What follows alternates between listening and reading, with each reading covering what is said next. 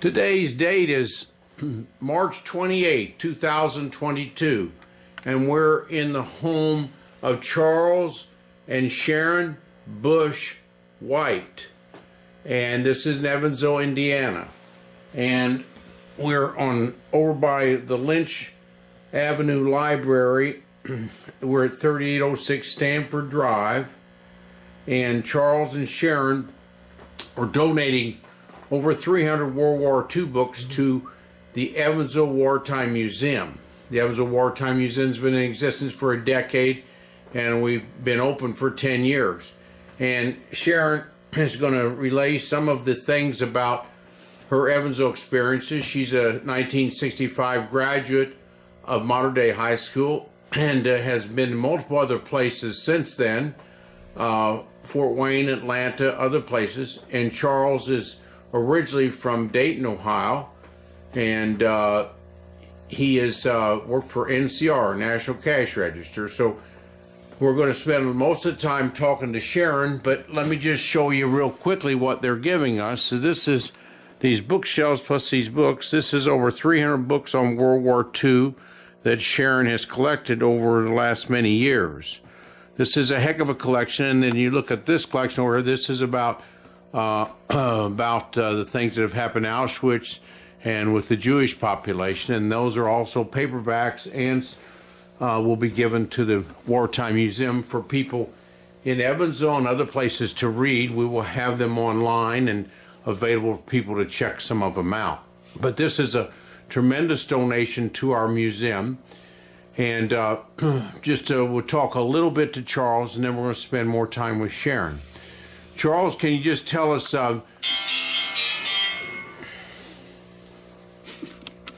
okay, we're just getting ready we showed the books that Mr. and Mrs. White are donating to the Evansville Wartime Museum on today's date, 3/28/2022.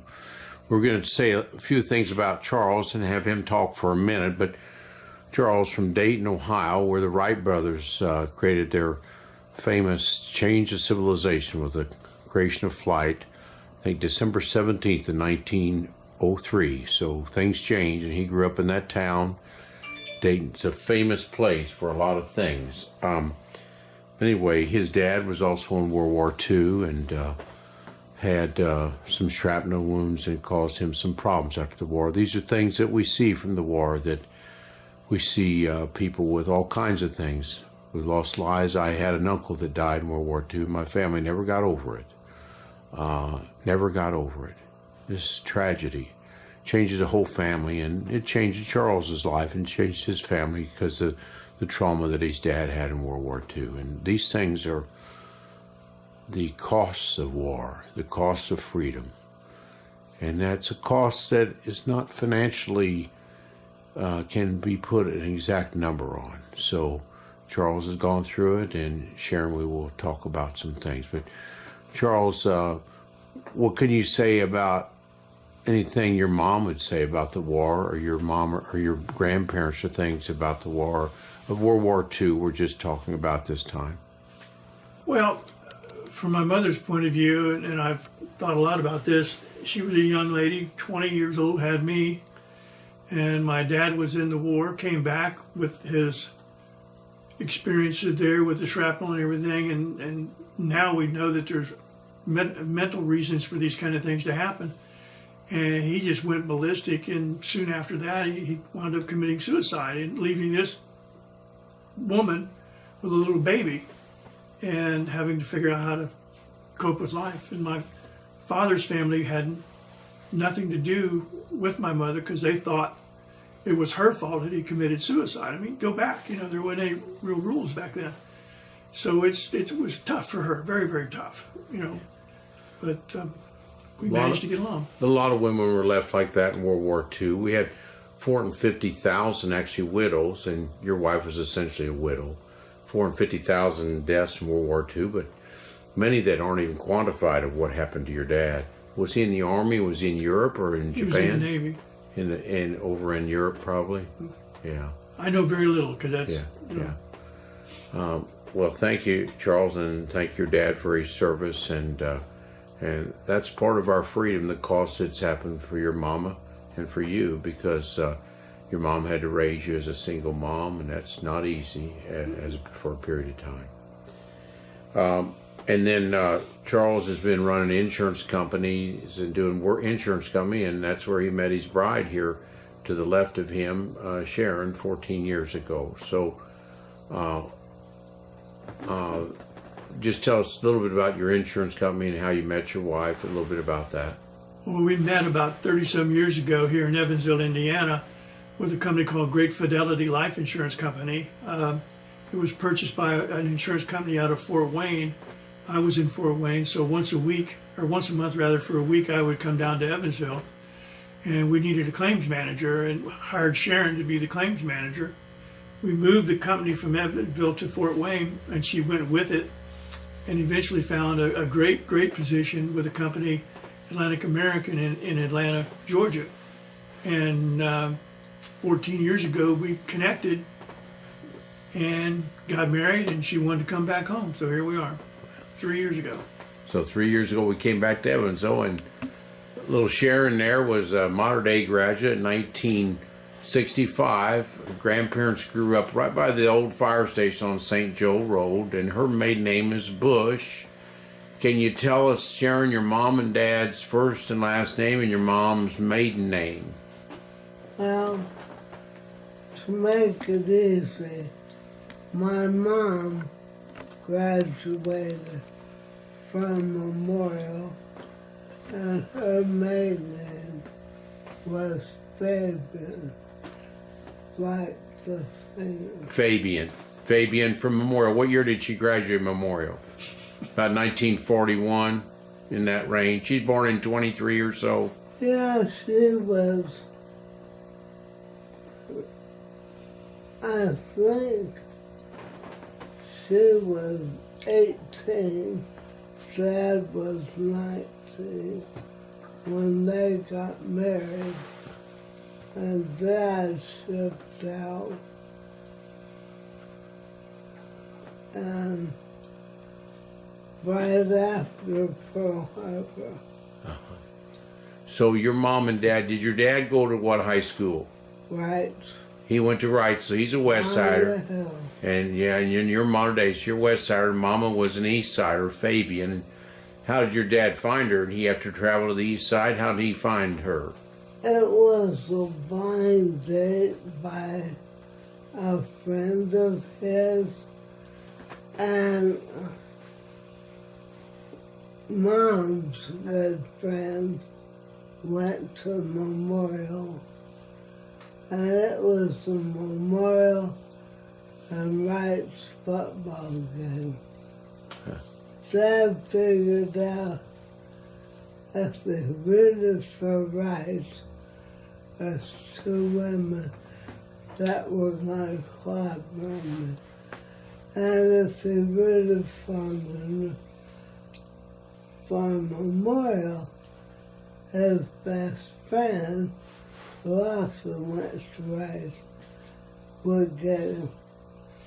So the whole football game, Dad took a very common sense to his rooting, and he rooted for Lincoln. For Lincoln. Yeah. For Lincoln. So Lincoln was a school in Evansville until 1962, but he rooted for Lincoln, I see.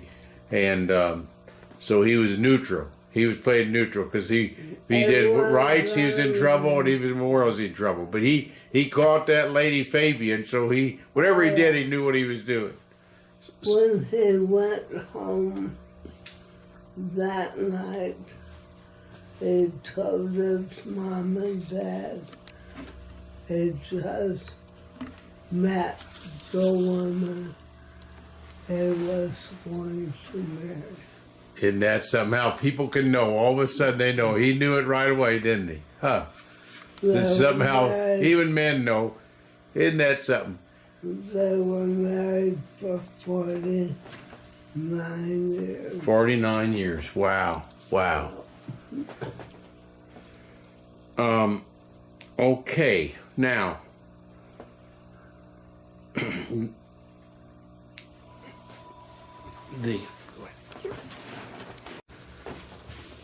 Sharon has a disease called ALS, same as Lou Gehrig had. It's a disease that's she's been facing, and that's why her speech is not perfect, but she's doing very well with that. But just so you know, she's got ALS, and that's the reason why her speech is not perfect, but she's doing super. Thank you.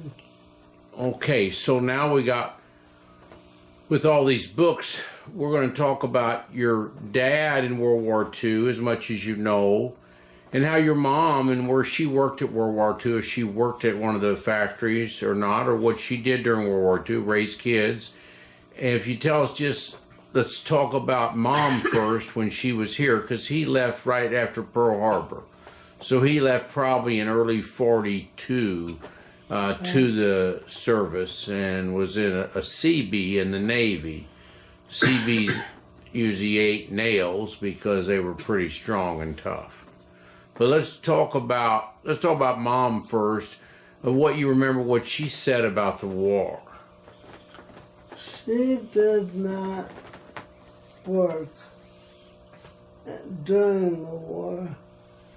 She went down to Lewisburg, Kentucky.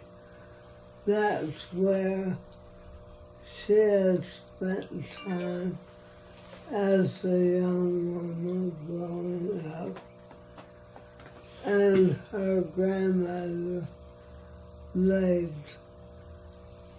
had land down there. So Mom spent most of the time with her grandmother in Lewisburg, unless she'd come back here because her mom was. And she had my older sister before Dad shipped out, so she had the baby to take care of.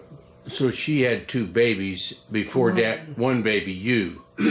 No, one baby your sister. Your sister, Warren, so she had a young child and she went to her mom's place in Lewisport.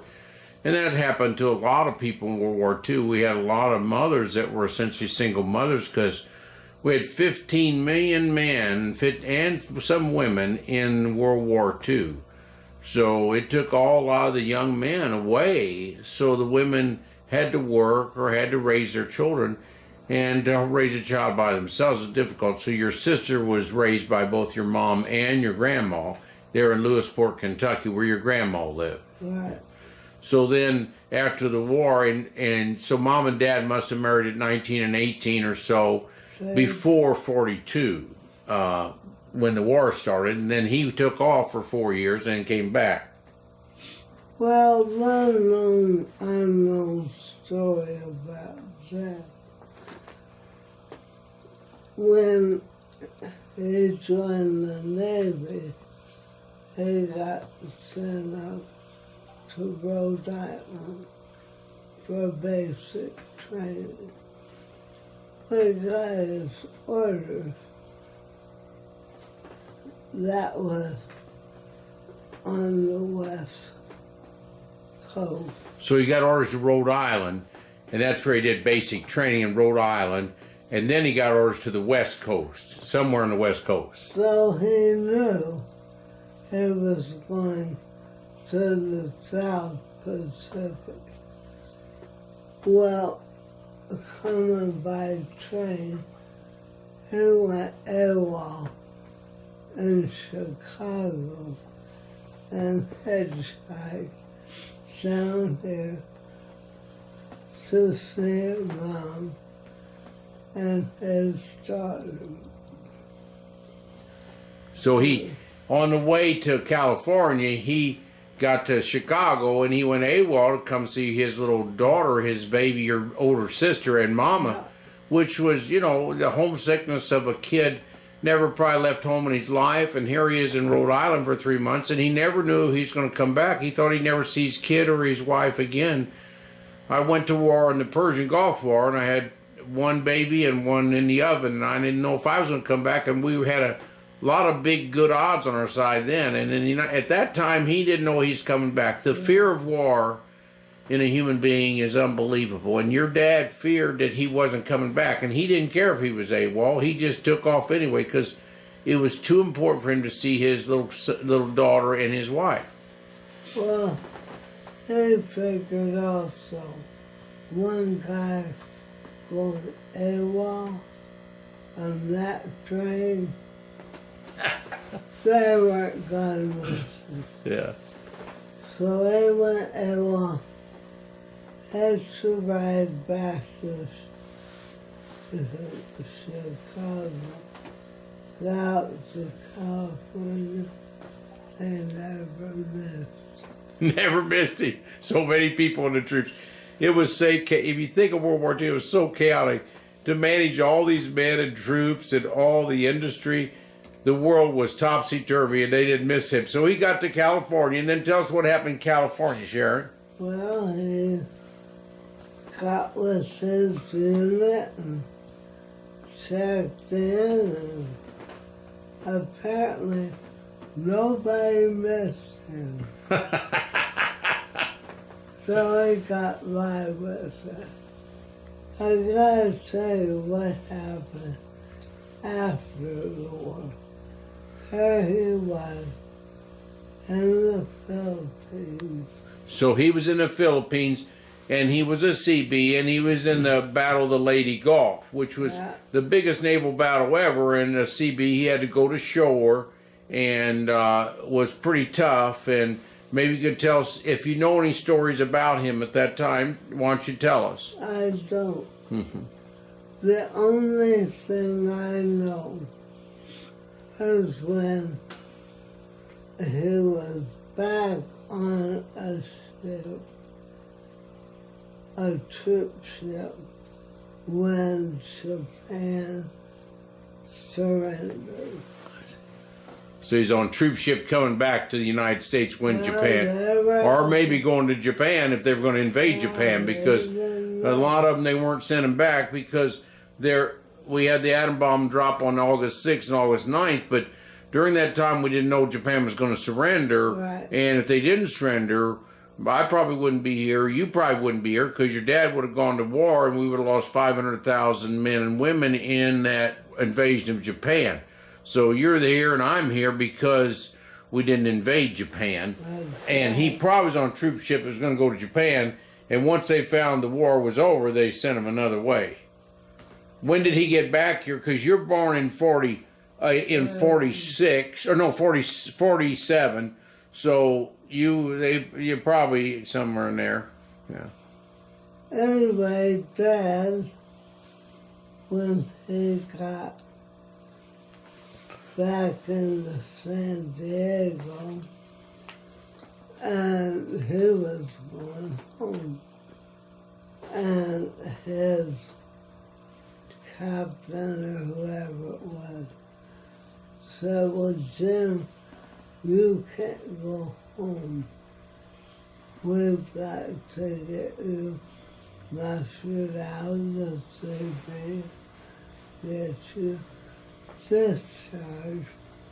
Once you have your discharge, then you go home. But Dad told me, he said, wait a minute. You didn't need a paper for me to sign up. You got more paperwork on me than my mother does. They said, I'm going home. You've had over 3 years of my life. That's all you did. You sent the discharge paper to my address. So what she just said is that he was supposed to be discharged and they said to him that, well, you wait for your papers. And he said, look, I just gave you 3 years of my life. You mail the papers to me at home. And the loneliness, the yearning, once you hear the war's over, once something's gone, the time to get to your family is so crucial. I mean, I had that in the Persian Gulf War. I had 2 babies, and the time was so long getting back that stretched, even though he came back from Japan to the United States, the time to see his little daughter and his wife, that his daughter was then 3 or 4 years old, and his wife hadn't seen in 3 or 4 years. It's unbelievable, the emotion. And he just told them, look, you send my discharge papers home.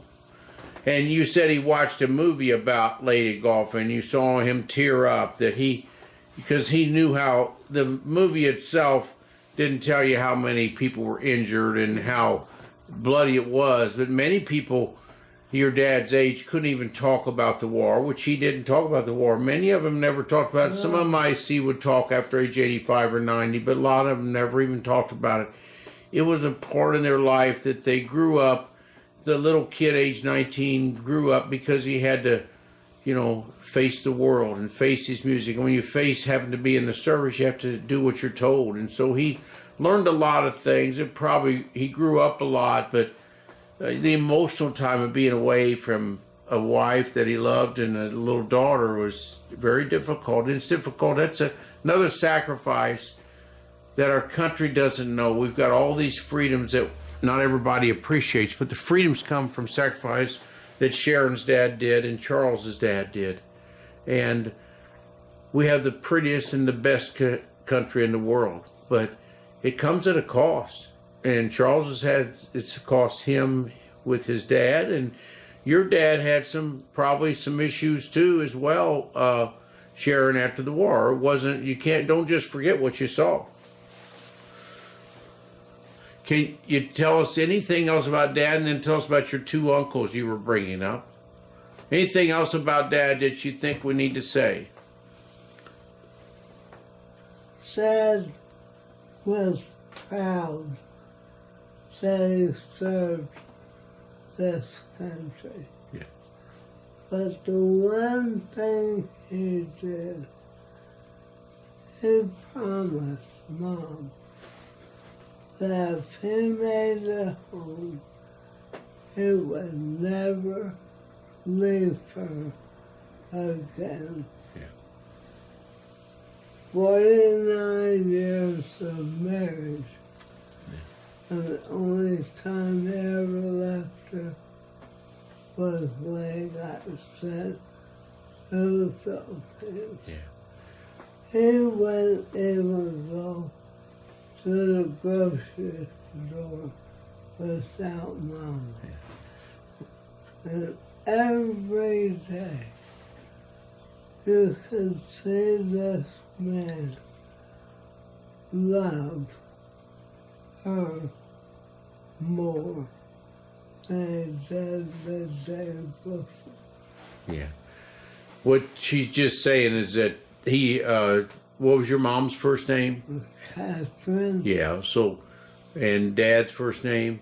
James, James. So James, when you get 3 years over there, don't know if you're coming back in the Philippines. He never knew if he's coming back, but he promised Catherine that he'd never leave her, and he never did leave her for 49 years. That's a pretty big promise, but you probably saw, Sharon, some unconditional love. In this day and age, we don't see unconditional love very often, but unconditional love parents have for kids, and I guess God has for his children. But in marriages, it's not always seen unconditional love. But you were very lucky and your sister to be able to see unconditional love, and you probably saw that. And if the man has unconditional love, it's a pretty joyful experience, and you were lucky to be able to see that. And even though war was bad, it might have stimulated your dad to have that unconditional love a little bit, and that might be a good thing out of it. And he was proud of his service. He was proud of the country, and he knew how good the country was. Men that went at that time, my dad became a patriot. Your dad was probably a patriot more than the next generation sees, because until you see the chance of losing your freedom, you don't understand. And you know, if you see some of those books on Auschwitz over there, you know, those people lost their freedom and many lost their lives. 6 million lost their lives from, you know, from a tyranny of Adolf Hitler. So, you know, all that could have happened to us. You know, over 70 million people were free from dictatorship in World War II, and your dad was part of that, and so was Charles' dad. So was my dad. So why don't we talk about anything else on your dad, or we can go to your 2 uncles. Are those your dad's brothers or your mother's brothers? One is my dad's brother, and one was a brother-in-law. I see. So your dad's brother was older than your dad? Yes. And so where did he go in the war, and tell me about what he did? Uncle Charles was really quiet. All I know is that he was in the European theater. It was in France.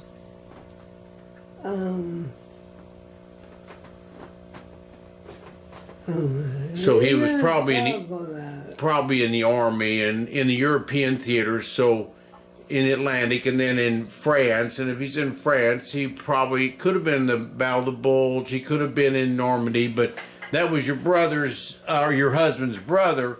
How was he during his life after that, and how was your husband during his life after that? What did he do for a living after he got out of the service, your brother-in-law? Did he live in Evansville? No, when it was Okay.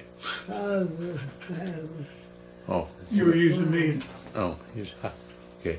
So I was using it. Okay, let me retrace that. Okay, that we were talking. Oh, you were using. It was your dad. You were saying her, yeah. Okay, your dad's name is James. Okay, and he had a brother. And Charles. That's a Charles, and Charles went to Europe and then went to France. But you don't know a lot more about that. Now you had a brother-in-law. Tell us what his name. No. Okay. No brother-in-law. I had another uncle. Another uncle. Okay. And uncle, tell us about him. Uncle Phil described himself. Uncle Phil, last name. What's his last name? Master Polito. Master Polito. Oh my gosh, that's a tough name. So he's your mother's brother? No? He was married to my dad's older sister. Okay, your dad. And Uncle Phil had been in the army, and he asked me one Memorial Day, have you seen the movie Patton? I went, oh yeah. He said, well, what do you think of it?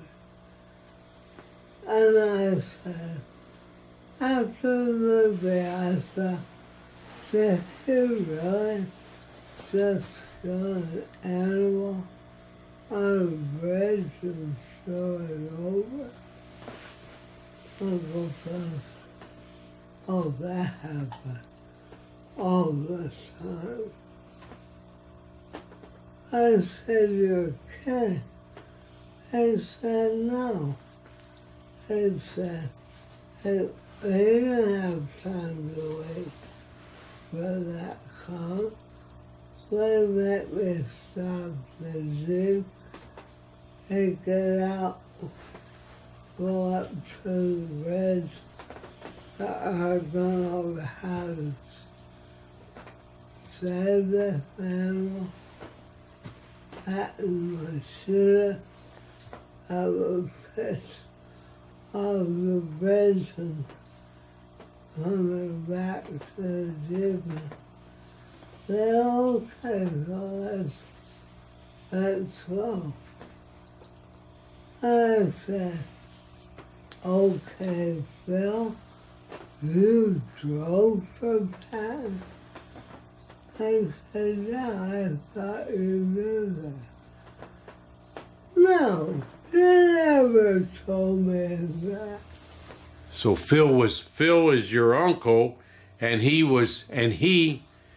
drove for Patton. So Patton, she watched the movie, and remember George C. Scott was in the movie Patton, God. and Patton was one of the important generals in World War II. They have a museum on tanks, and he was a tank expert, practiced in the desert here in the United States. A tank museum over in Louisville is famous for him.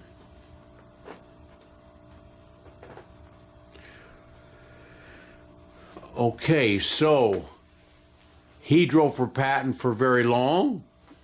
Off and on. Yes. No, I said, we always as driver. They said, no, he switched around.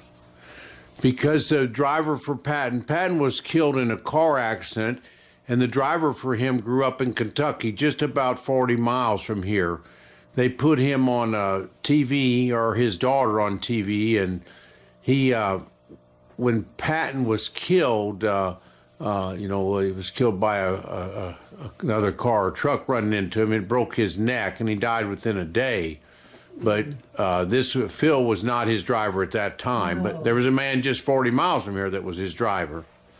But Phil had a lot of experiences. He drove for Patton because you saw all kinds of things with Patton. Was telling me earlier, out, and said, they make me go up a hill. And he said, we go up this hill, he get out, I get on this side. And just start to describe it. A battle that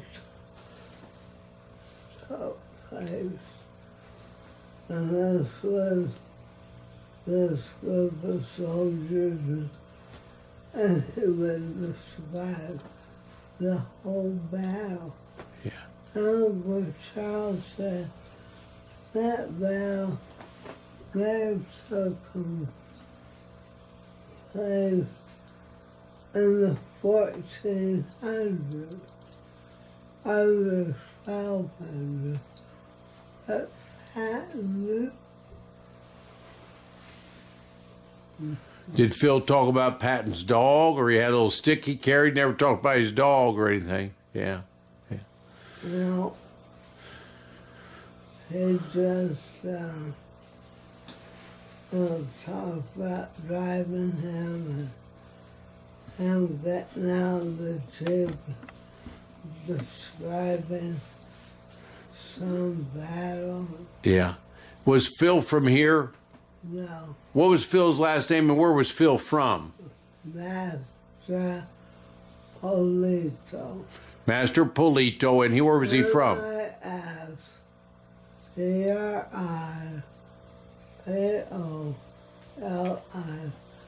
Trippolito.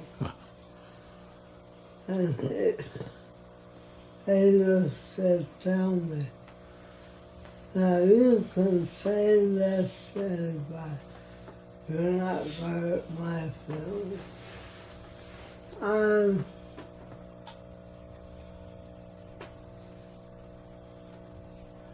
I'm your little Dago uncle from Philly. And that's how he would describe himself. He was a little Dago from where? From Philly. From Philly. He's a little Dago from Philly. Yeah. Lived as Italian as they come, and he was from Philadelphia. What I want you to both say is, I want to know what you think the next generation, you you've seen a generation of all kinds of things happen. What is the most important thing for the United States and for the next generation to do for our freedom and for military history? Do you have any things? I mean, you're giving us 300 books, so you must be a historian yourself, an appreciation of our freedom from World War II. Charles, you or Sharon have anything that we can leave the next generation with in regards to what they should do?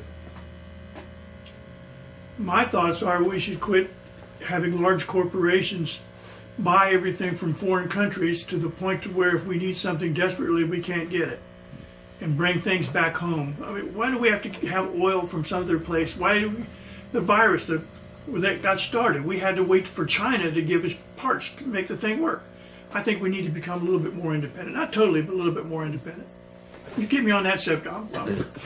You know, we used to be able to fabricate anything in the United States, and now if we actually went to war, can we fabricate and can we make things that we would need? We might have to import that. We may not be able to import it, but we were probably in Evansville a big tool and die industry and a tremendous art fabrication, and some of that art has gone to other countries, which we got to be careful with. Because it's cheaper to have it done over there, and corporations make more money that way. Yeah, labor is cheaper. How about you, Sharon? Any other things that the next generation you think should think about? I think they need to read. To read? Read books. Not be about World War II. Read about Vietnam. Read about all the skirmishes we've been in. Get out of the house, get in your car, and go look at this country. So Sharon says, read about the war, not just World War II, but Vietnam and other wars, and also travel in this great country that we have. Get in your car and travel. We have great interstate highways. We have great freedom that you can go see the beautiful country that our ancestors have made it a free place for us to go. She said, get in your car and go. Well, thank you, Mr. and Mrs. Charles White. You've been so pleasant today, and I will get a copy of this for your family and just for keepsakes, and we'll keep this at the museum and maybe have something on YouTube about this. We appreciate that. Thank you very much. Thank you. Thank you. Sharon lived in Chicago by a synagogue in Chicago, by a synagogue up in the city of Chicago. Can you tell us just about what the rabbi said and what you experienced, or what your experience was around that area? Can you just say that? I had a dog, and I would take the dog out for a walk every morning. And the rabbi and two elders would be sitting in front of the synagogue with this big book across their laps, and they were just chatting. Well, I walked down to the end, crossed over in front of the synagogue to the end of that walk. And when they'd see me start to walk, they'd stop talking. Their heads would come up. They'd slowly see me walking the dog. And then they put their heads down and start walking. Well, I always told them, I would always say good morning, and they never said anything to me. One of these mornings, you're not just going to look up, you're going to nod and say good morning. took about 6 weeks. And by God, they looked up, they nodded, they said good morning, and they had went down. I went, yes. You got to say good morning. Yeah. But the lady I rented the apartment from was a survivor of Auschwitz.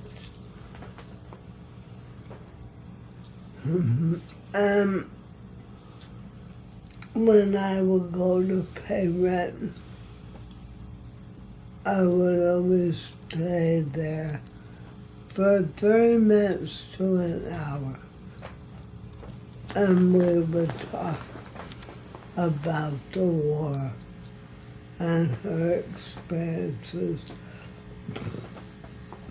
being an awesome place.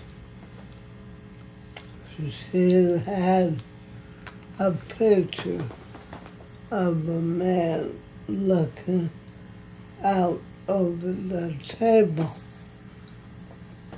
And one Saturday, she finally said, "Do you know who he is?" And I said, "Yeah, that's Janusz Korschak." That's what? Janusz Korschak. What's that?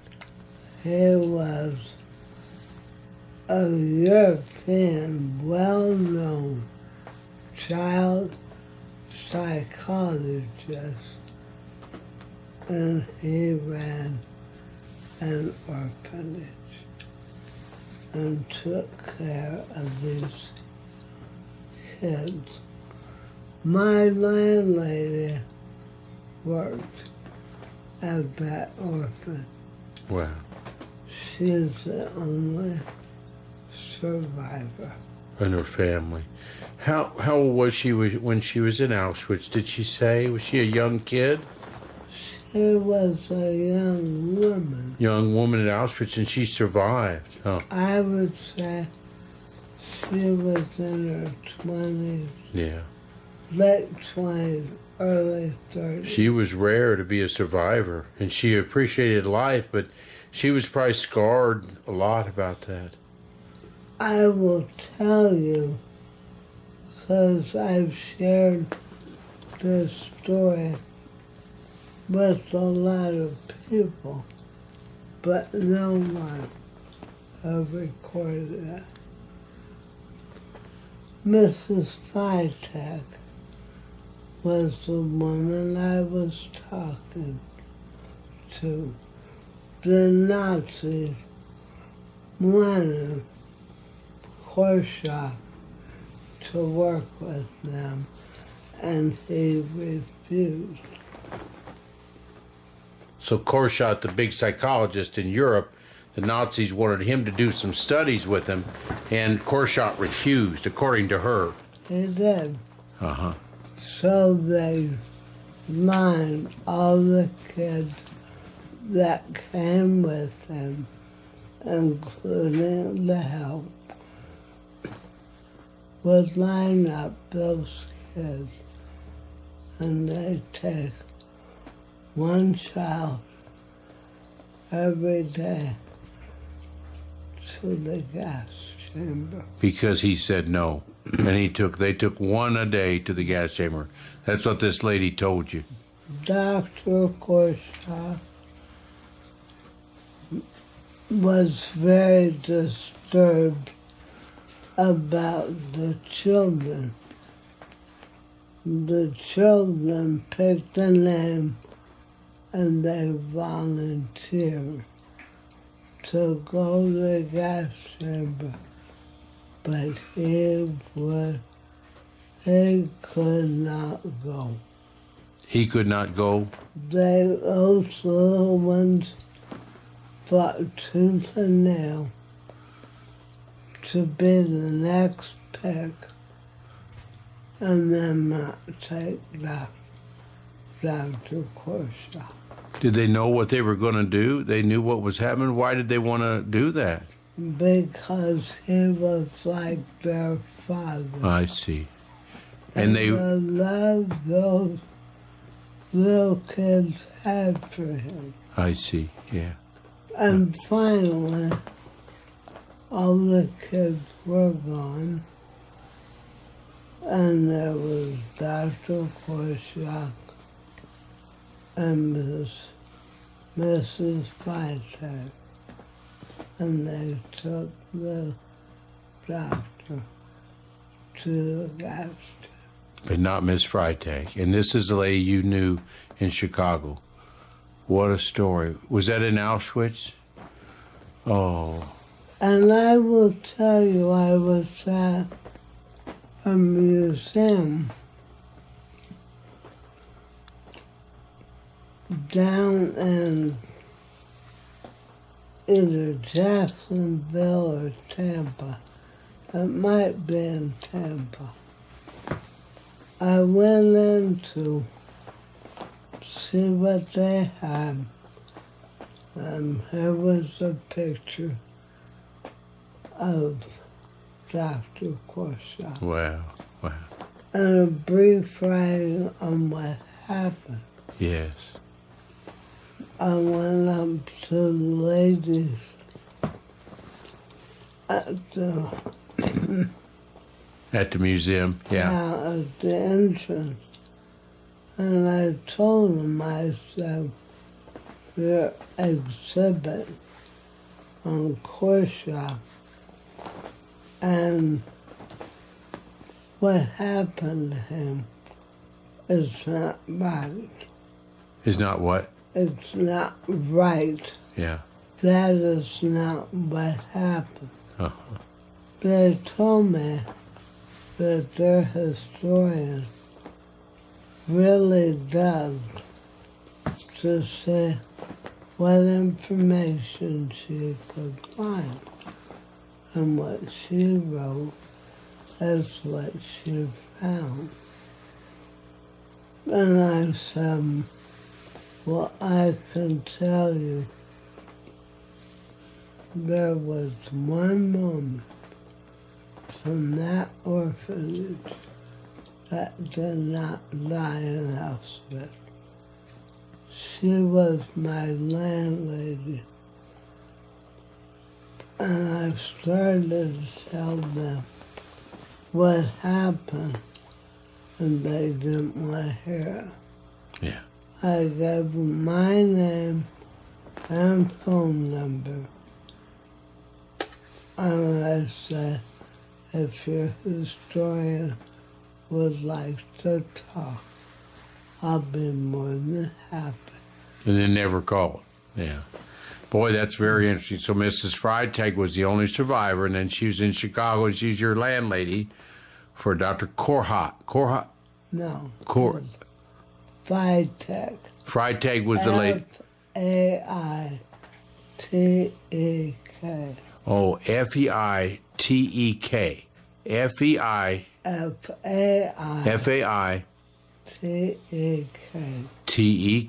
Feitag. Feitak. Feitag.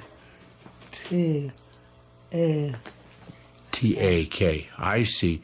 And what was the doctor's name? How you spell his name? Manus is Janus.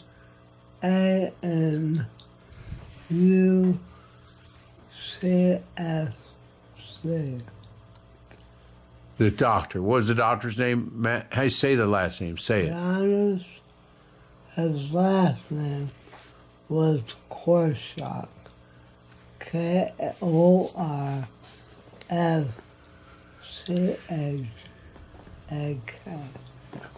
Korschak. Korschak. Yeah. Well, thank you very much, Sharon. This is very revealing. That's very nice. People would like to hear this part. Yeah. Thank you again. And that was very moving for you to live with that Miss Freitag forever, wasn't it? I just felt so sorry for her. Yes. Oh. To have to go through that. Yes. And I did ask her, I said, if I found somebody who would appreciate what you just told me, Yeah. do I have your permission Yeah. to share? Well, thank you. Thank you very much. People will appreciate that. I'll put that on YouTube as well. Okay. Thank you. Today's date is 4/2/22, and we're lucky to be here in the house of Sharon Busch White. Sharon Busch is in Evansville, Indiana, is where we're doing this video. Sharon Busch was a West Sider, went to Mater Dei High School, very good high school on the West Side, graduated there in 1965, then went to Loyola Chicago and stayed there till in the 68 or 69 area, then came back home, went to 1 year at Loyola, a Jesuit training place. But we want to hear about, she lived in an apartment there, and her landlady had some experiences in Auschwitz. And that's what we want to concentrate on now. Sharon has ALS, it's Lou Gehrig's disease, so her speech is not 100% clear, but she does very well. And she's had Lou Gehrig's for a while. Lou Gehrig's disease is amyotrophic lateral sclerosis is the diagnosis, and it affects the speech and affects the nervous system. And we're here at her home with her husband, Charles. And Charles is, and we a lot of times have a caregiver, and this is Charles. He's been her husband for how many years, Charles? 14.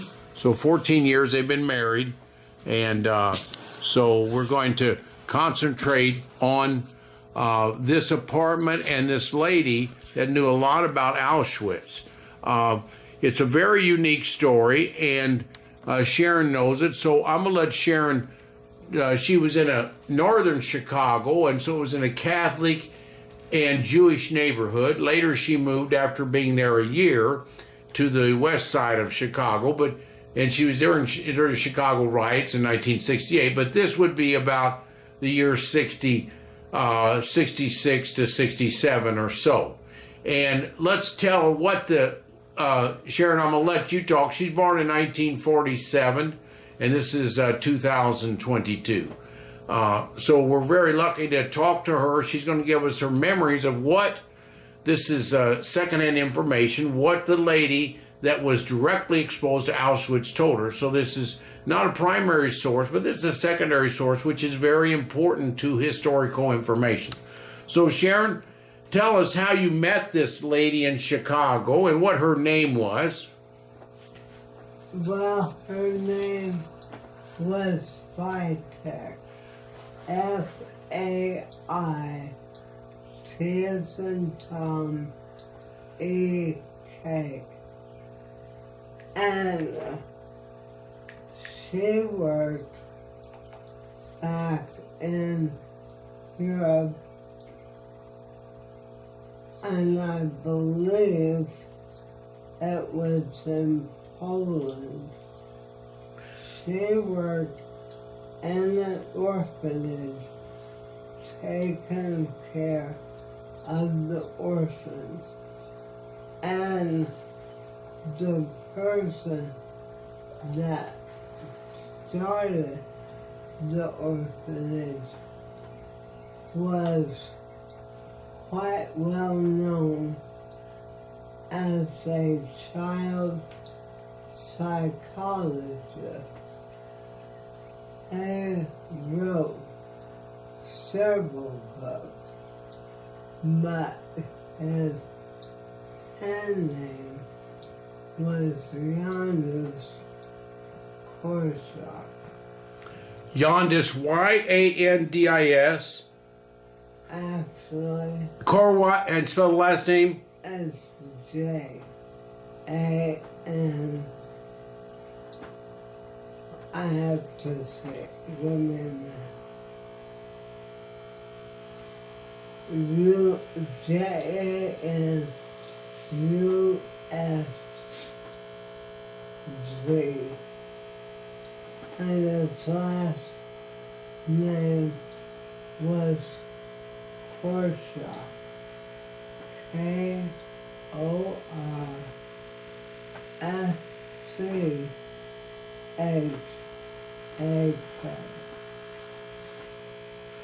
So his name was Janusz Korschak, Januz Korschak, Korfzjaf. No F. No F. Korschak, Kor. S. Yes. And then Sam. C-H-A-K. Okay, Korf S S. F Schaf. Korschak.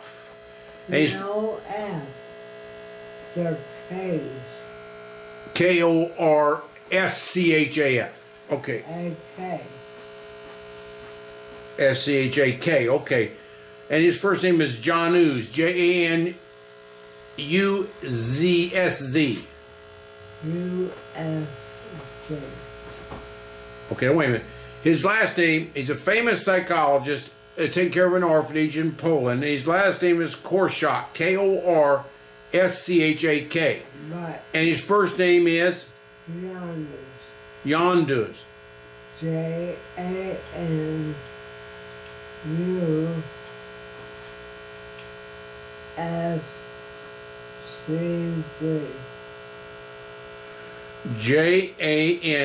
Janufcj. Okay. Now, tell us how this psychologist, according to Mrs. Feitag, tell us what happened and what year that was, what approximate year, probably 43 to 45 in Poland. And so Hitler ran over Poland, I think, in 39. And so he had used the adults as labor for all his war industry. So what happened was it left a lot of kids as orphans. And so this psychologist was in charge of the Poland orphanage, which this lady worked for him. So Mrs. Feitag had first-hand experience about it. She was there over a year or longer. It's Feitag. T-E-K.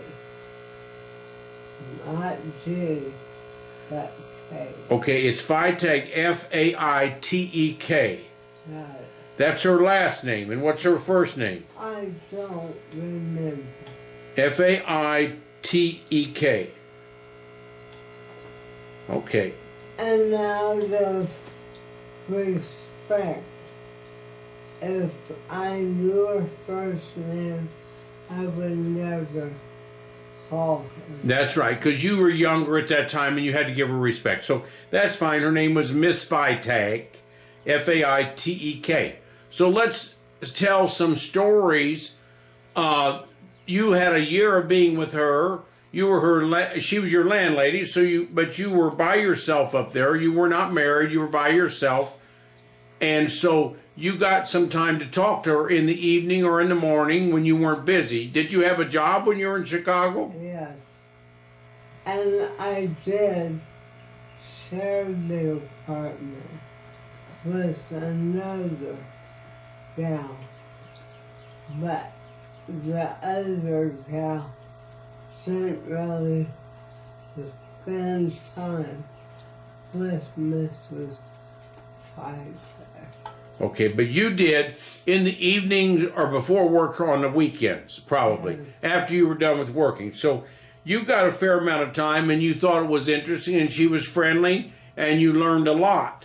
So tell us maybe about 4 or 5 stories you might have had from Mrs. Feitag about what happened over there in Poland in World War II. Was it about the middle of the war, or he was in charge of the orphanage? Dr. Korschak was in charge of the orphanage for probably many years. Oh, yeah. And she diligently worked for him and loved the kids. And the children loved him. She loved Korschak, and the children loved Korschak. So did she tell you what a typical day was there in that orphanage? Did they have school? And what was her job in the orphanage? She was there to help the kids.